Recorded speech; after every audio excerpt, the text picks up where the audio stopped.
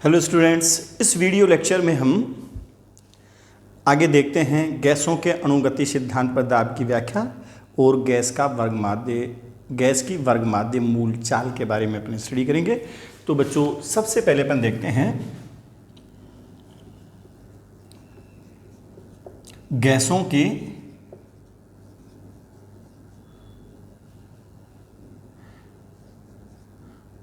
अणुगति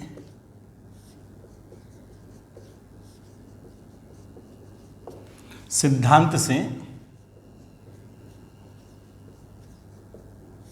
दाब की व्याख्या।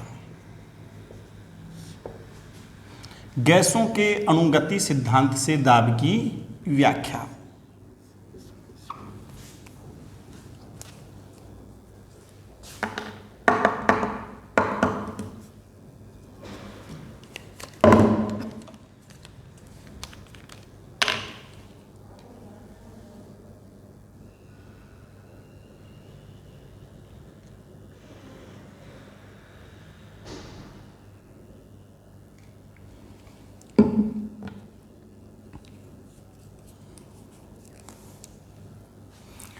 अब देखो बच्चों, मान लेते हैं कि ये अपने पास एक पात्र है, एक घनाकार पात्र है। क्या करेंगे अपन? एक घनाकार पात्र लेंगे जिसकी भुजा की लंबाई जो है वो कैपिटल एल है। ये अपने घनाकार पात्र लेते हैं,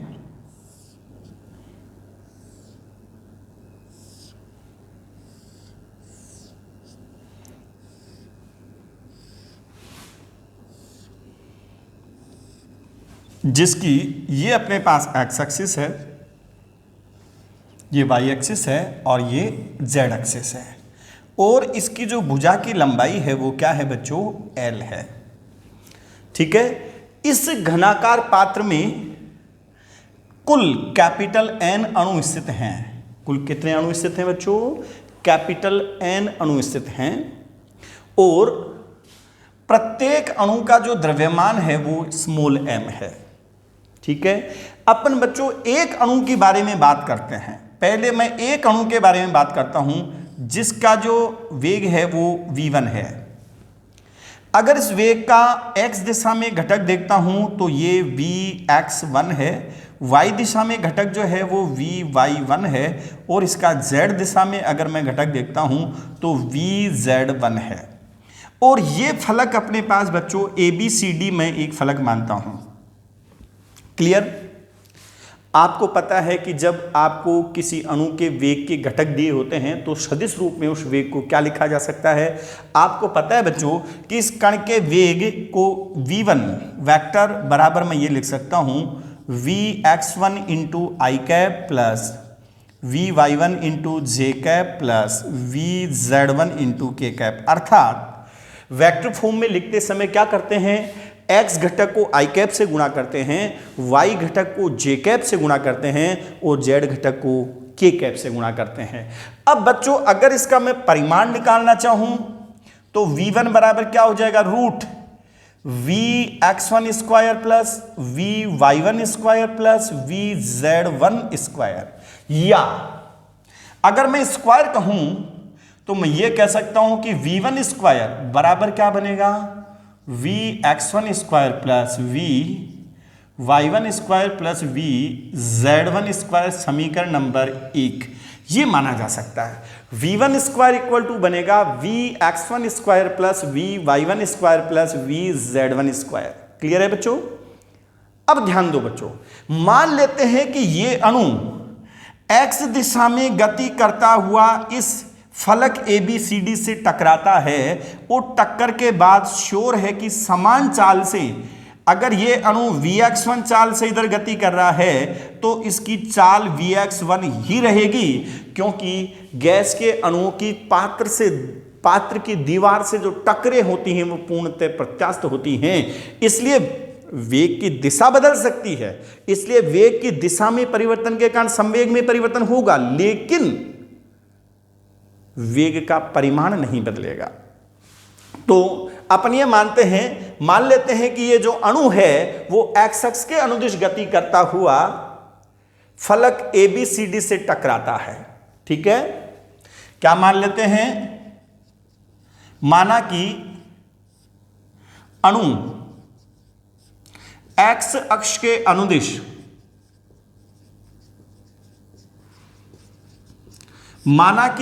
एक्स अक्ष के अनुदिश गति करता हुआ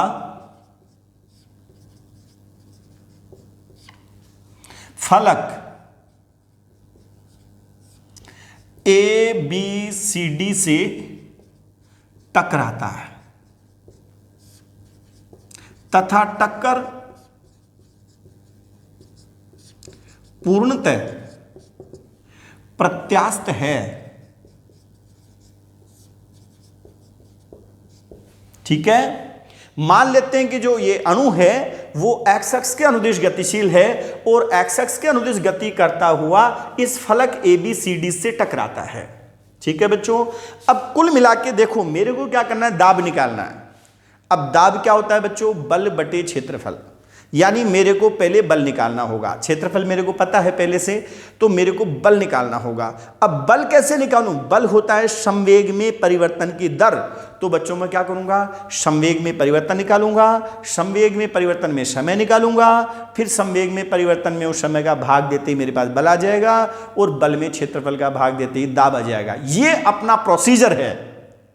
अपन को क्या करना है ये क्लियर कट आपके दिमाग में होना चाहिए। दाब निकालने के लिए दाब होता है बल बटे क्षेत्रफल, तो मेरे को बल चाहिए। बल कैसे निकालें? संवेग में परिवर्तन की दर से। तो संवेग में परिवर्तन बटे परिवर्तन में लगा समय अंतराल, तो संवेग में परिवर्तन निकालूंगा और संवेग में परिवर्तन में लगे समय अंतराल को निकालूंगा और संवेग में परिवर्तन में समय अंतराल का भाग देते बल आ जाएगा और बल में क्षेत्रफल का भाग देते ही दाब आ जाएगा। ये अपना जनरल प्रोसीजर। ठीक है, तो बच्चों क्या करेंगे अपन? माना कि अणु एक्स अक्ष के अनुदिश गति करता हुआ फलक ABCD से टकराता है तथा टक्कर कैसी है? पूर्णतः प्रत्यास्थ है। तो बच्चों अणु के संवेग में परिवर्तन कितना होगा? अणु के संवेग में परिवर्तन, अणु के संवेग में परिवर्तन होगा -mvx1 -mvx1। अगर इधर वाले संवेग को मैं पॉजिटिव मानता हूं तो इधर वाला क्या होगा? निगेटिव होगा और अंतिम संवेग में से प्रारंभिक संवेग को मैं घटाऊंगा और बच्चों क्या आ गया मेरे पास? -2mvx1। ये अणु के संवेग में परिवर्तन आ गया। अतः दीवार के संवेग में परिवर्तन, दीवार के संवेग में परिवर्तन, दीवार के संवेग में परिवर्तन कितना हो जाएगा बच्चों? 2mvx1। यह पॉजिटिव हो जाएगा। ये आ गया मेरे पास इक्वेशन नंबर 2। दीवार के संवेग में परिवर्तन डेल्टा px आ गया मेरे पास। px1 इस x दिशा में इस पहले अणु के कारण, टक्कर के कारण दीवार के संवेग में परिवर्तन आ गया। अब बच्चों मैं क्या कहूंगा? दो क्रमागत टक्करों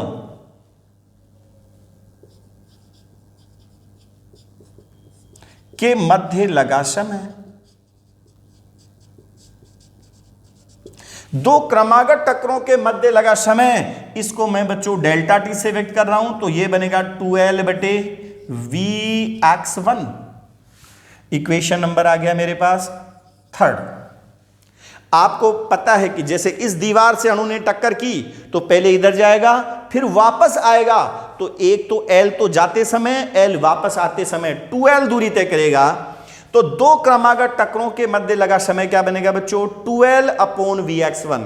या मैं कह सकता हूं कि माध्य मुक्त पथ अपॉन vx1। अब आपको अगर यह कहना चाहिए कि प्रति सेकंड टक्करों की संख्या, तो इस डेल्टा टी का क्या कर देंगे बच्चों? उल्टा कर देंगे। प्रति सेकंड टक्करों की संख्या के लिए क्या करेंगे? इसको उल्टा कर देंगे। अब बच्चों मैं ये कहूंगा कि अणु द्वारा दीवार पर बल, इसको मैं Fx1 कहूंगा, और ये बनेगा डेल्टा Px1 बटे डेल्टा T, और बच्चों ये आ जाएगा 2m Vx1 बटे 2l बटे Vx1, और 2 से 2 कैंसिल हो जाएगा, और m Vx1 square by l आ जाएगा। अब इस अणु द्वारा ये Fx1 आ गया बच्चों, इसको मैं समीकरण नंबर 4 देता हूं। अणु द्वारा दीवार कौन सी, ABCD जो दीवार या फलक बन रहा है, इस पर बल, दाब, इसको बच्चों मैं Px1 कहूंगा, और ये क्या बनेगा Fx1 बटे एरिया, और ये बनेगा Fx1 बटे एल स्क्वायर, क्योंकि फलक वर्गाकार होगा, घन का प्रत्येक फलक कैसा होगा, वर्गाकार होगा, और उसका क्षेत्रफल एल स्क्वायर आ गया। और बच्चों ये Px1 जो बनेगा वो बनेगा m Vx1 square by L cube, equation number 5। इसलिए अब बच्चों ये तो केवल एक अणु द्वारा हुआ, ये जो हुआ वो किसके द्वारा हुआ, एक अणु द्वारा हुआ।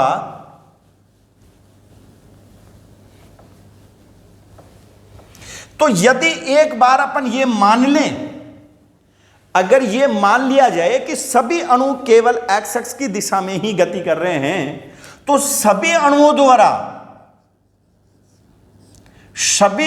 द्वारा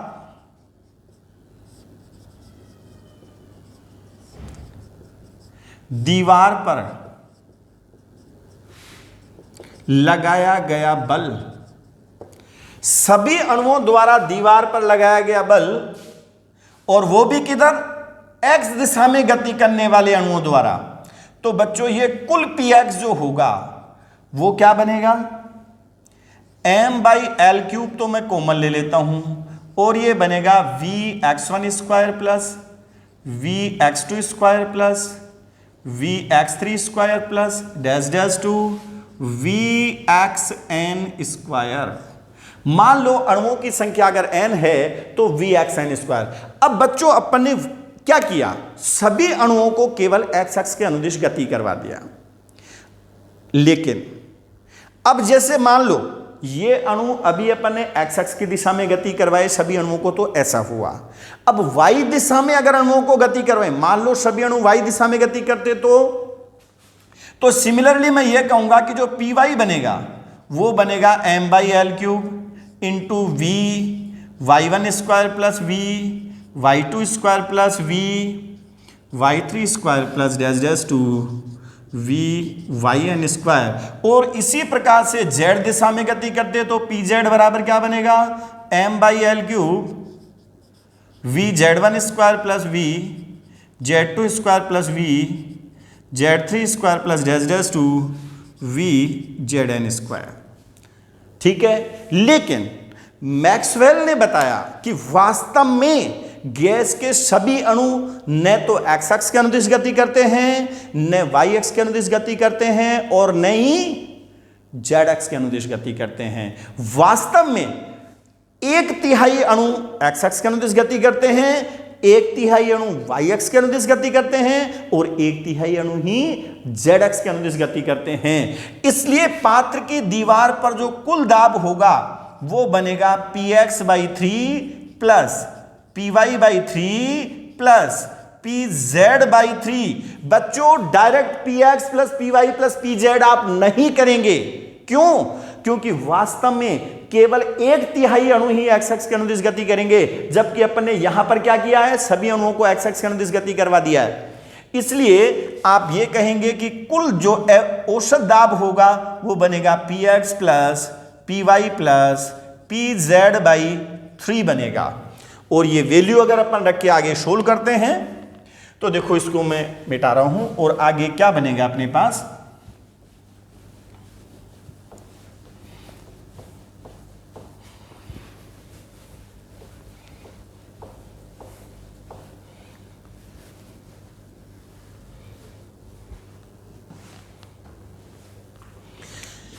जो कुल दाब P बनेगा वो बनेगा बच्चों 1/3,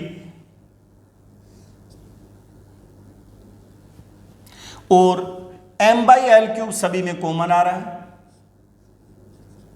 और इनका अपन स्तंभानुसार योग करते हैं। जैसे जोड़ते समय 1 वालों को एक जगह ले लेते हैं, ठीक है, 2 वालों को एक जगह ले लेते हैं, 3 वालों को एक जगह ले लेते हैं। तो मैं ऐसा कह सकता हूं कि m/l³ vx1² plus vy1² plus vz1² plus vx2² plus vy2² plus vz2² plus dash dash to vxn² plus vyn² plus vzn²।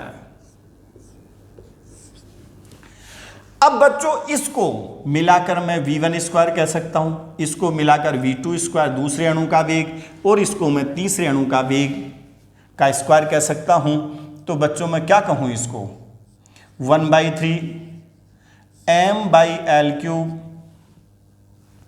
Into v1² plus v2² plus ऐसे ही v3² plus dash dash to vn² आएगा। ठीक है बच्चों, अब मैं क्या करता हूं कि ऊपर नीचे कैपिटल N से गुणा कर देता हूं, और कैपिटल N से गुणा कर देता हूं, और कैपिटल N का यहां पर भाग दे देता हूं। अब बच्चों ये क्या बन गया, मेरे पास एक अणु का द्रव्यमान इतना है, तो टोटल अणुओं के द्रव्यमान को मैं m' मान लेता हूं।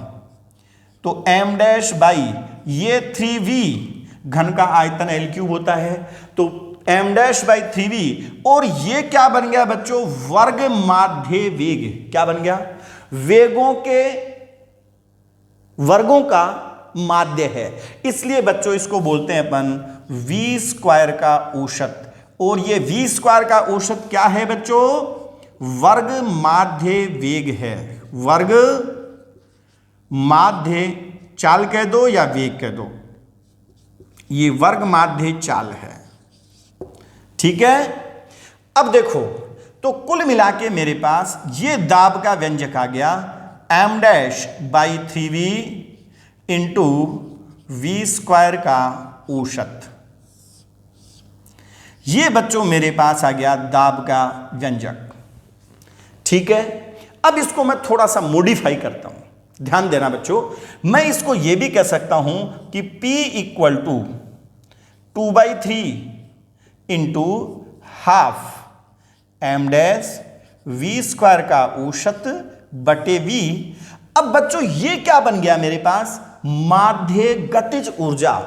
क्या बन गई ये, माध्य गतिज ऊर्जा, और आयतन का भाग लगा हुआ तो क्या बन गई, एकांक आयतन की माध्य गतिज ऊर्जा।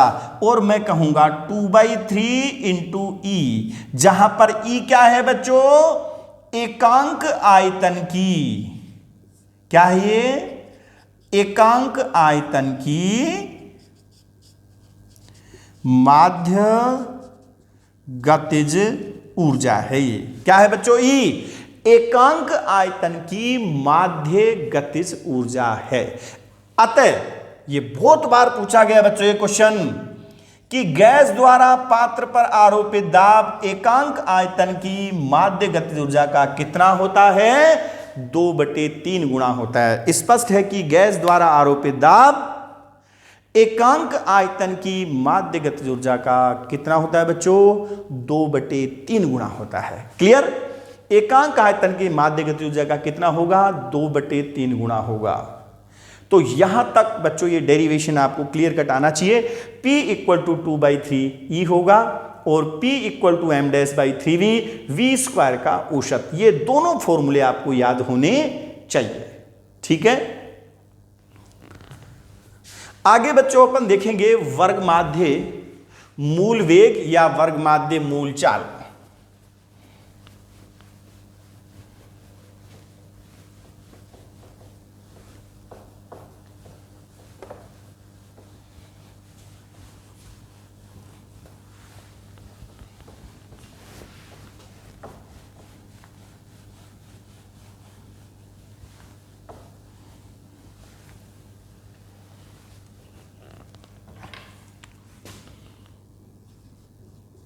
वर्ग माध्य मूल वेग।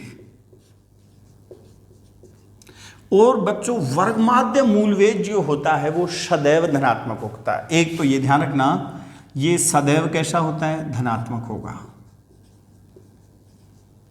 सदैव पॉजिटिव होगा, कभी भी VRMS निगेटिव नहीं होगा। तो किसी गैस के अणुओं के वेग के वर्ग के माध्य का वर्गमूल, वेग के वर्ग के माध्य का वर्गमूल क्या कहलाता है, उसका वर्ग माध्य मूल वेग कहलाता है। किसी गैस के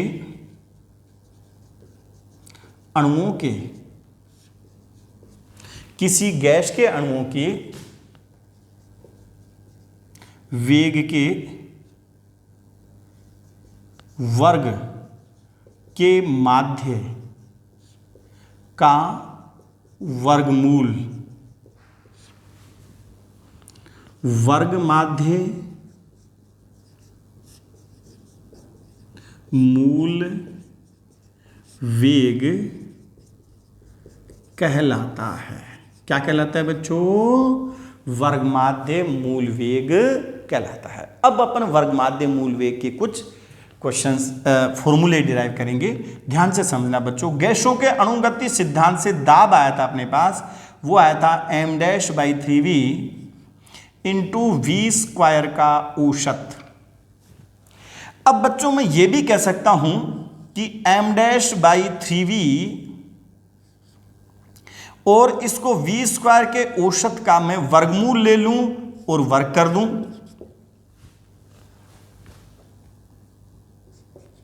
क्या कर दें अपन, वर्गमूल ले लिया और वर्ग कर दिया। तो बच्चों अंदर जो राशि बनी वो VRMS बनी, नहीं बनी? तो P बराबर जो बनेगा वो बनेगा m'/3v इंटू VRMS स्क्वायर। वर्ग माध्य मूल वेग को RMS से व्यक्त करते हैं बच्चों, ठीक है। तो यहां पर अब ये जो बना मेरे पास द्रव्यमान अपॉन आयतन, निश्चित रूप से घनत्व बनेगा। और बच्चों इसको मैं रो से डिनोट करता हूं, ρ/3 इंटू VRMS स्क्वायर। और आगे अगर मैं सोल्व करूं तो मेरे पास VRMS का एक फॉर्मूला बन गया, और ये बना 3p/ρ का रूट।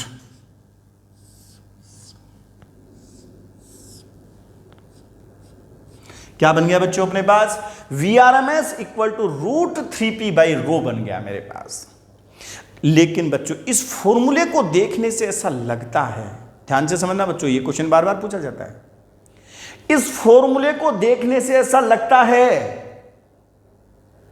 कि गैस का वर्गमाध्य मूल वेग जो है वो गैस के दाब के वर्गमूल के समानुपाती होता है। लेकिन बच्चों वास्तव में ऐसा नहीं होता है।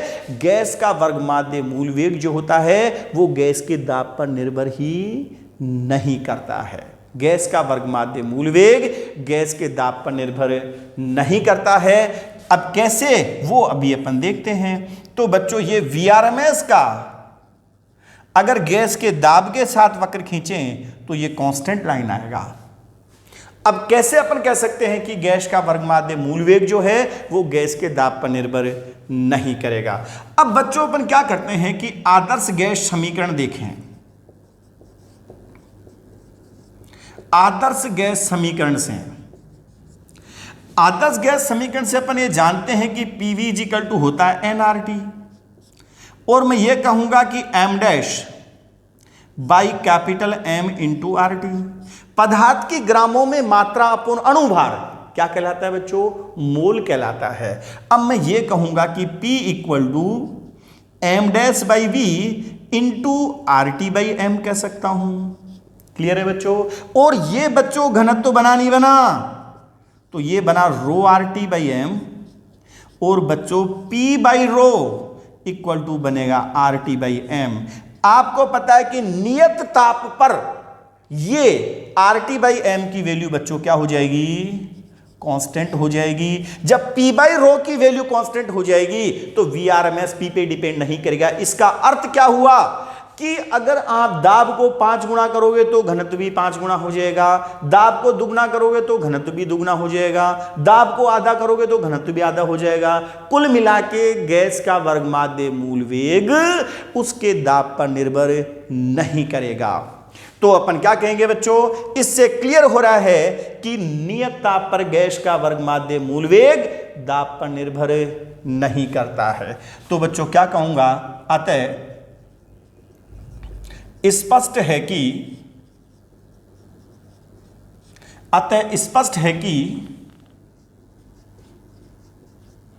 नियत ताप पर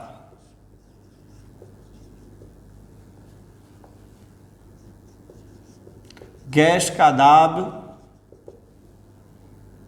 गैस का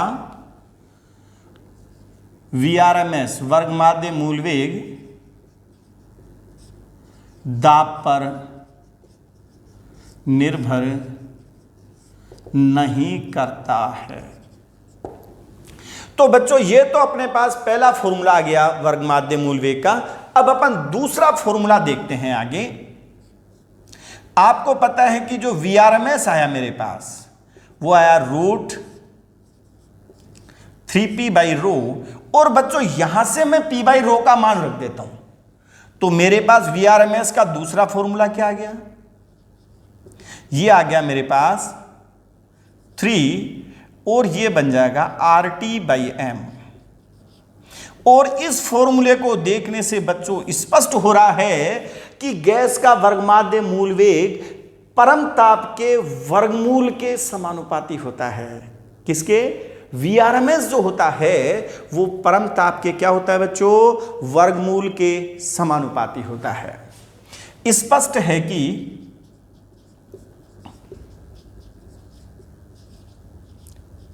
VRMS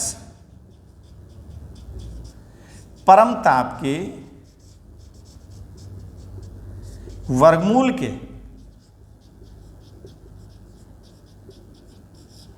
समानुपाती होता है।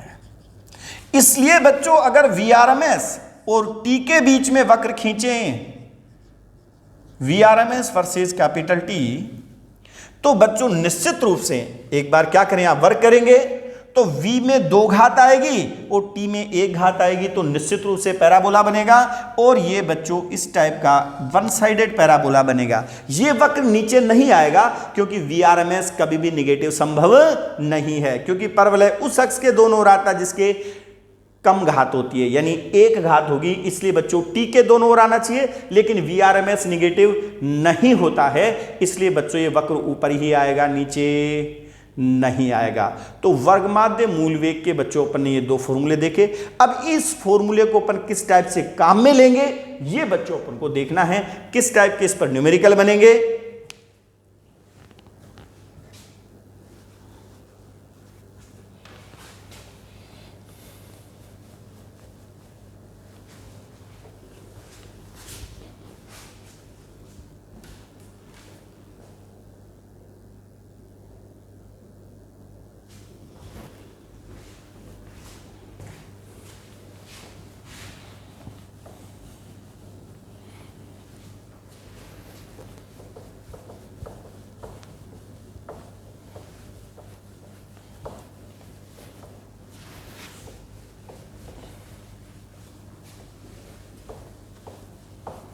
अब बच्चों एक तो बिल्कुल कंसेप्चुअल क्वेश्चन, अपन छोटा सा क्वेश्चन पहले देखते हैं जो एक्चुअल जो डेफिनेशन को क्लियर करने वाला क्वेश्चन है।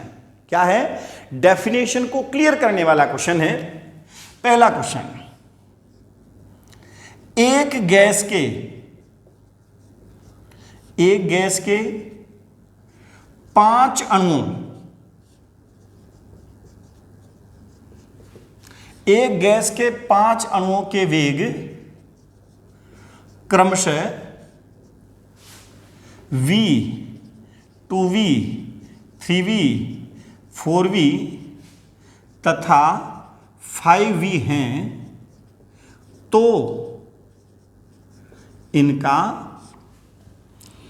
RMS वेग ज्ञात करो। क्या करना है बच्चों? इनका वर्गमाध्य मूल वेग ज्ञात करना है। क्या करना आपको, इसका वर्ग माध्य मूल वेग ज्ञात करना है।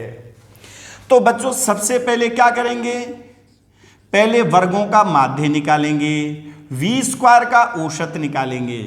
तो वी स्क्वायर का औसत कितना आएगा, देखो पहले तो वर्ग करो आप, V square plus 4v square plus 9v square plus 16v square plus 25v square, और इसमें 5 का भाग देंगे तो v स्क्वायर का औसत आएगा।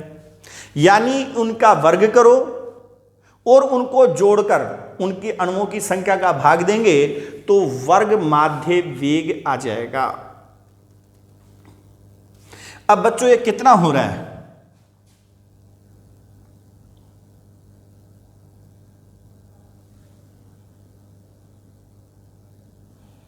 ये हो रहा है बच्चों 55 बटे 55 वी स्क्वायर बटे 5, और ये आ गया बच्चों 11v स्क्वायर। अब इसका क्या करेंगे, वर्गमूल लेंगे। तो बच्चों वी स्क्वायर के औसत का जो वर्गमूल लेंगे इसी को अपन क्या कहेंगे, VRMS, और ये हो जाएगा √11 इंटू वी। ये आ गया बच्चों अपने पास √11 इंटू वी। दूसरा क्वेश्चन क्या है, यह भी बहुत ही अच्छा क्वेश्चन है बच्चों, ध्यान से समझना। एक गैस के अणु का वर्गमाध्य मूल वेग VRMS है। तो किसी एक दिशा में यानी x अक्ष में या y दिशा में या z दिशा में वर्गमाध्य मूल वेग कितना होगा, यह आपको ध्यान देना है। एक गैस के अणुओं का वर्गमाध्य मूल वेग VRMS है, तो किसी एक दिशा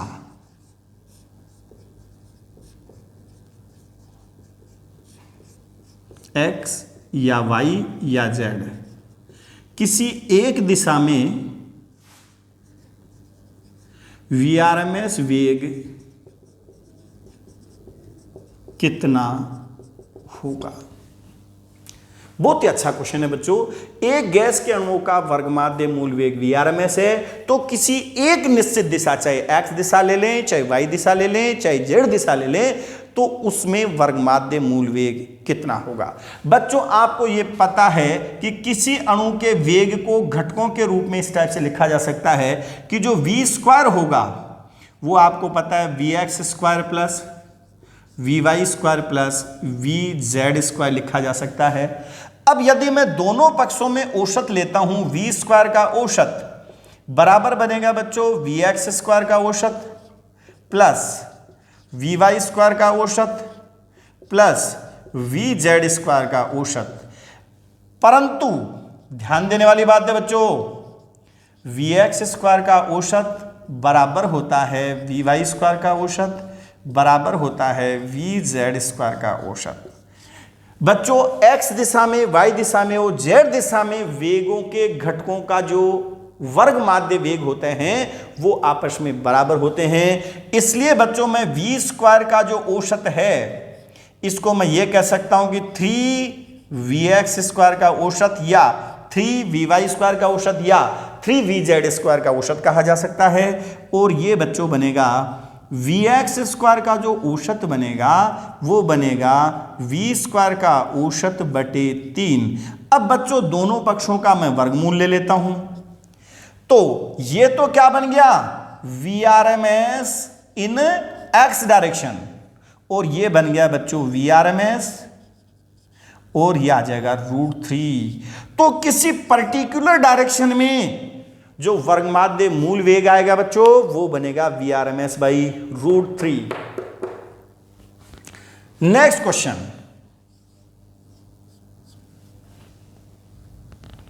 एक गैस के अणुओं का वर्गमाध्य मूल वेग VRMS है तथा औसत मुक्त पथ, बच्चों अपन ये आगे पढ़ेंगे। औसत मुक्त पथ क्या है? किन्हीं दो क्रमागत टक्करों के मध्य लगा समय। जैसे अभी अपन ने डेरिवेशन करते समय कितना माना था? 2L माना था कि इस दीवार पे टक्कर करने के बाद इधर जाएगा, इस दीवार से टक्कर करके वापस यहां टक्कर करेगा तो 2L दूरी तय करेगा। तो बच्चों औसत मुक्त पथ लैम्डा है, तो 1 सेकंड में टक्करों की संख्या ज्ञात करो। टक्करों की संख्या कितनी होगी? अब आपको पता है बच्चों कि किन्हीं दो क्रमागत टक्करों में लगा समय क्या होगा? दो क्रमागत टक्करों में तय की दूरी बटे VRMS। तो बच्चों किन्हीं दो क्रमागत टक्करों में लगा समय, T जो बनेगा वो बनेगा लैम्डा बटे VRMS। बोलो, दो क्रमागत टक्करों में तय की दूरी बटे वेग। और बच्चों प्रति सेकंड टक्करों की संख्या इसकी जस्ट उल्टी हो जाएगी, तो प्रति सेकंड टक्करों की संख्या स्मॉल n से डिनोट कर रहा हूं मैं इसको, प्रति सेकंड टक्करों की संख्या को, और बच्चों ये आ जाएगी VRMS बटे लैम्डा। प्रति सेकंड टक्करों की जो संख्या जाएगी वो क्या जाएगी बच्चों? VRMS बटे लैम्डा जाएगी।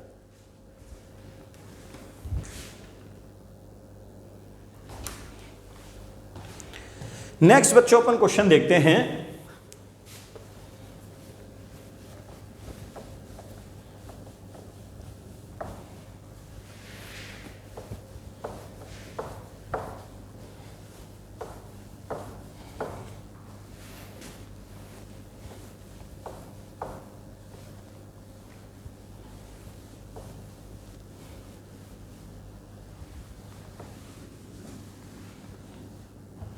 नेक्स्ट क्वेश्चन देखते हैं बच्चों। चंद्रमा पर वायुमंडल नहीं है, क्यों? चंद्रमा पर वायुमंडल नहीं है, क्यों? बच्चों चंद्रमा पर वायुमंडल इसलिए नहीं है क्योंकि चंद्रमा पर उपस्थित गैसों का वर्गमाध्य मूल वेग जो है वो पलायन वेग से भी ज्यादा है। तो जैसे ही वेग बढ़कर पलायन वेग से ज्यादा हो जाएगा तो वो गैसें वहां से क्या हो जाएंगी? पलायन कर जाएंगी। इसलिए चंद्रमा पर वायुमंडल नहीं है। तो चंद्रमा पर वायुमंडल नहीं होने का कारण आपके समझ में आ गया कि चंद्रमा पर उपस्थित गैसों का वर्गमाध्य मूल वेग चंद्रमा पर जो पलायन वेग है उससे भी क्या है? ज्यादा है।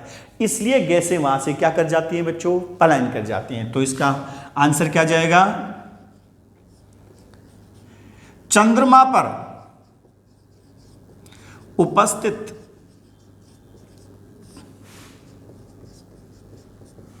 गैसों का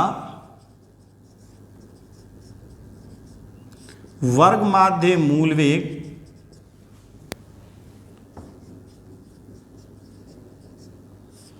पलायन वेग से भी अधिक है।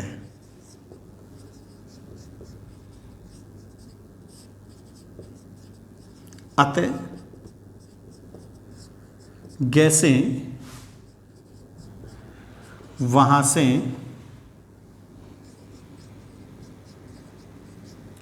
पलायन कर जाती हैं। तो ये बच्चों चंद्रमा पर वायुमंडल नहीं होने का कारण है। जब चंद्रमा पर वायुमंडल नहीं है तो वहां पर वायुमंडलीय दाब भी क्या होगा? जीरो। इसलिए बच्चों बैरोमीटर के जो रीडिंग अगर अपन देखें तो क्या आएगी? जीरो आएगी, वहां पर दाब नहीं है। अब ध्यान देना बच्चों एक बार, यदि एक गुब्बारे को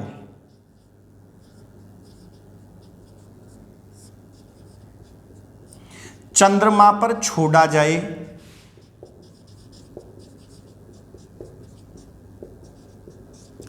यदि एक गुब्बारे को चंद्रमा पर छोड़ा जाए तो क्या करेगा वो? फर्स्ट, G/6 त्वरण से नीचे गिरेगा,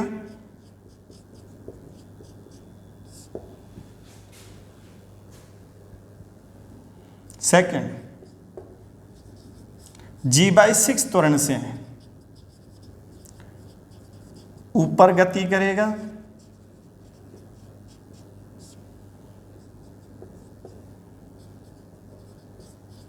स्थिर रहेगा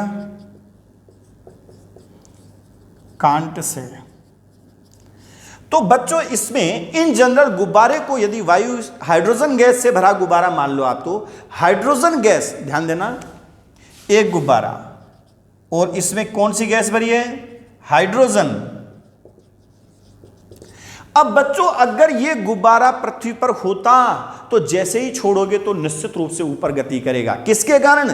उत्प्लावक बल के कारण गति करेगा। लेकिन आपको पता है कि चंद्रमा पर वायुमंडल नहीं है, इसलिए इस पे उत्प्लावक बल कार्य नहीं करेगा और इसलिए गुब्बारा निश्चित रूप से G/6 त्वरण से क्या होगा? नीचे गिरेगा। इसलिए आंसर कौन सा जाएगा बच्चों? ये आंसर जाएगा कि गुब्बारा निश्चित रूप से G/6 त्वरण से क्या होगा बच्चों? नीचे गिरेगा। नेक्स्ट एक क्वेश्चन और बनता है कि यदि 30 डिग्री सेंटीग्रेड पर, यदि 30 डिग्री सेंटीग्रेड पर चंद्रमा पर पानी से भरी बोतल का ढक्कन खोल दिया जाए तो पानी वहां पर क्या करना चालू कर देता है? उबलना चालू कर देता है। यदि 30 डिग्री सेंटीग्रेड पर, यदि 30 डिग्री सेंटीग्रेड पर चंद्रमा पर पानी से भरी बोतल का ढक्कन खोल दिया जाए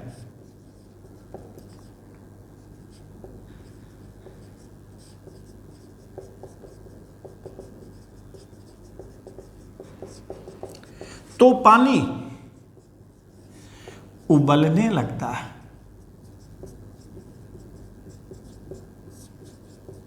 क्यों? बिल्कुल थ्योरेटिकल क्वेश्चन है। यदि 30 डिग्री सेंटीग्रेड पर चंद्रमा पर पानी से भरी बोतल का ढक्कन खोल दिया जाए तो पानी उबलने लगता है। क्यों? आपको बच्चों पिछले वाले चैप्टर में पढ़ाया था कि दाब बढ़ाने पर पानी का क्वथनांक बढ़ता है और बर्फ का गलनांक घटता है। बताया था आपको, पीटी करो, बताया था आपको। तो आपको यह पता है कि चंद्रमा पर वायुमंडल नहीं है तो वायुमंडलीय दाब क्या हो गया बच्चों? 0 हो गया। और जब 0 दाब हो गया तो निश्चित रूप से पानी का क्वथनांक जो 100 डिग्री सेंटीग्रेड पर पृथ्वी पर उबल रहा था वो पानी जो हो 30 डिग्री सेंटीग्रेड पर ही उबलना चालू हो जाएगा, क्योंकि क्वथनांक क्या हो जाएगा? घट जाएगा। तो चंद्रमा पर वायुमंडल नहीं होने के कारण वायुमंडलीय दाब का मान 0 होगा, इसलिए पानी बिल्कुल अल्प टेम्परेचर पे, मैं तो ये कहना चाहूँ कि 0 डिग्री सेंटीग्रेड पर ही उबलना चालू हो जाएगा। तो बच्चों निश्चित है कि 30 डिग्री सेंटीग्रेड पर क्या होगा? पानी उबलना चालू हो जाएगा, क्योंकि वहाँ पर दाब नहीं है। और जब दाब को घटाया जाता है तो क्वथनांक का मान क्या हो जाता है बच्चों? घट जाता है। अब बच्चों अपन क्या करेंगे, इस RMS पर आधारित कुछ क्वेश्चंस अपन नेक्स्ट वीडियो लेक्चर में और देखेंगे। ठीक है।